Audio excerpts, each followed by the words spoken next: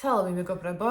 დღეს ჩვენ ვისაუბრებთ ერთ-ერთ ნაშრომზე, ერთ-ერთ სამაგისტრო ნაშრომზე, რომელიც ეკუთვნის მაგისტრანტ ნათია ჩაჩავას. ეს ნაშრომი ჩემთვის არის საკმაოდ საინტერესო და მინდა რომ თქვენს გაგიზიაროთ ორი მიზეზით. ამ გოგონას აქვს ორი საკვლევი კითხვა, რომელიც ეხება ძალიან მნიშვნელოვან საკითხებს აფხაზეთის კონფლიქტთან დაკავშირებით. თუ რასაკვირველია, ლოგიკურია რომ როცა ნაშრომი ეხება აფხაზეთის კონფლიქტს, აქტივში ყველას გვაინტერესებს, ხო? ეს პრობლემა ჯერ არ არის მოგვარებული, შესაბამისად მაქსიმალური ყურადღება ყველაფრისკენ. მაგრამ რატომ ვფიქრობ, რომ გამორჩევა, თქვა შეიძლება რაღაც კარგი რითი შეგვიძლია რომ გამოვარჩიოთ ეს ნაშრომი. ორი საკვლევი კითხვა იყო, პირველი იყო როგორც ცდილობს აფხაზეთის მაიმუნი de facto პოლიტიკოსები როგორც ცდილობენ რომ გამოიყენონ ეს კონფლიქტი იმაზე აპელირებისთვის თუ რა არის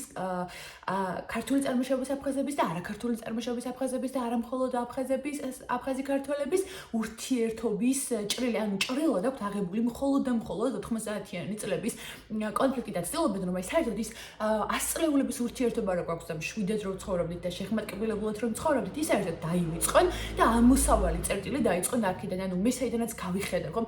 ხომ არის მნიშვნელობა, ეხლა ჩემგან აქეთ არის მარჯვენა, აქეთ არის მარცხენა. მე თუ თქვენს პოზიციაზე დავდგები, ეკრანის მეორე მხარეს საერთოდ შეიძლება მხარეები. შესაბამისად, აი ასე როგორ თქვა, ანუ არ მინდა რომ ძიმის სიტყვები ვიხმარო, მაგრამ ასე გულუბრყვილოდ ცდილობენ რომ საკუთარი ხალხი მოატყუონ და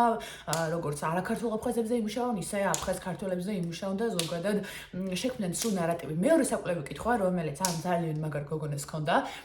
არის ის, რომ როგორ ცდილობენ ისინი კოლექტიური მეხსიერების შესვლას, რაც არის ძალიან მნიშვნელოვანი საკითხი და აი ამ არხზე ჩვენ ძალიან ბევრს ვსაუბრობთ ხოლმე ამაზე და არ ვიცი, შეიძლება შეგაწუხეთ კიდეც ორი კონკრეტული მეცნიერი და ძალიან ბევრი ძალიან მაგარი მეცნიერი ყავს ამ მიმართულებით, უბრალოდ აი ყველაზე ისეთ დიდ სურათს, ანუ bigger pictures ქმნის ორი მეცნიერი, რუმან თოფჩიშვილი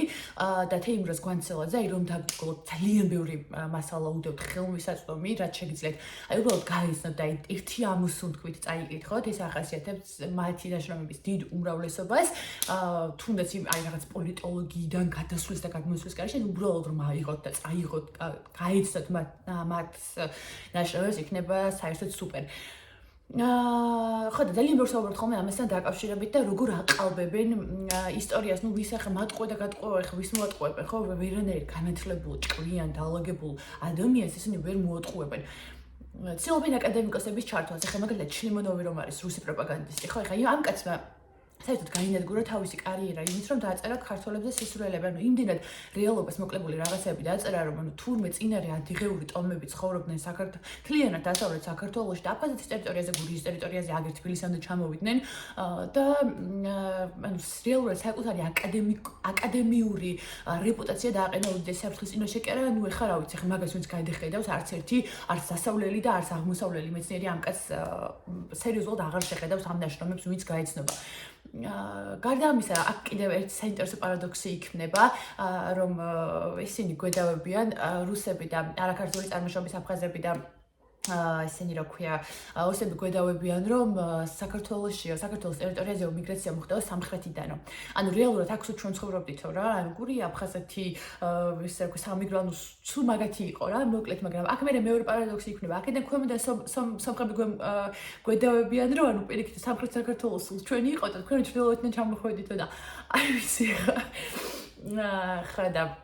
არის ის თქმა მინდა და მოკლედ ანუ რეალურად ამას არ გააჩნია არანაირი ლინგვისტური-ისტორიული საფუძველი, რომ საქართველო იყო ყოველთვის საქართველო. ერთი ხა ტაუკლაჯეთი გვაქვს დასაბრუნებელი კიდე აფხაზეთის და ცხინვალის რეგიონის ამ მცირე კონფლიქტებს რომ მოვაგვარებთ, მაგრამ რის თქმა მინდა მე მოკლედ არანაირი ისტორიული ლინგვისტური საფუძველი ამას არ გააჩნია და ამის კარგი მაგალითია მაგალითად ტოპონიმიკა და ერთადერთი მსჯელობა იყო იმაზე, რომ რამდენიმე თითქოს ქართველი მეცნიერი დაინტერესდა, რომ აი ტოპონიმიკაში ადგილმდებარეობის შემსწავლელ მეცნიერებაში, როგორც არის, რომელიც სწავლობს მდინარეების სახელებს, რომელიც სწავლობს სოფლების სახელებს, საიდან მოდის ეს რომელიენი და ენის ნაწარმოებია, ხო? ანუ მე კიდე თავი ჩამოვებები, ანუ სუბსტრატი, ასტრატი, მხოლოდ სუბსტრატებზე არ არის ყურადღება. Anyway, ძარო აღარ გავუჭრა ეხა. იყო რომ ყვა და ფსა ხომ არ არის შემთხვევით წინარე ადიღეული ტოპონიმი. ნუ რაც იქნებოდა იმის ნიშანი, რომ ანუ რეალურად შესაძლოა მართლა გურულებამდე იქ ცხოვრობდნენ მაგალითად ან აფხაზეთის არანაირი ამის საფუძველი არ არსებობს. ყვა და ფსაც კი არის რეალურად ქართული ტოპონიმიკა და საინტერესო ის არის რომ აი ასეთი აი მაგალითად რაღაც ხუმზე ვერავინ ვერ იდავებს ხო მაგალითად მეგრულ ჭანურ ტოპონიმებზე ხა ვერავინ ვერ იდავებს იმიტომ რომ ანუ მაგალითად ბღ ფხ პყ რაც არის 1/13 ქართული ჰარმონიული თანხმოვანთა შეთანხმების ეს ხა ამაზე ვერავინ ვერ შეგედავება ხო მაგრამ ისეთი თანხმოვანთა შეწყმაც კი რომელიც არის მეტნაკლებად იშვიათი ქართული ენისთვის ქართულსვანურ მეგრული ენებისთვის აი ამაშიც კი საერთოდ ვერ აღერხებენ ვერაფრის დასაბუთებას და რაღარ ჩებათ ხო რომ აი ასე გულუბრყვილად რაღაცა ეცადონ ეს დაფინანსებული პოლიტიკოსები რომ აი რაღაცა სადღაც რაღაცა გაიფაფხურონ და 1-2 აკადემიკოსი მოისყიდონ რაც რეალურად ისევ საკუთარი დაზე ანუ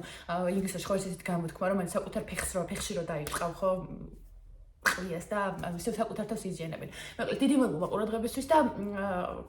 კარგი იქნება თუ გაიცნობით ამ გოგონას ნაშრომსაც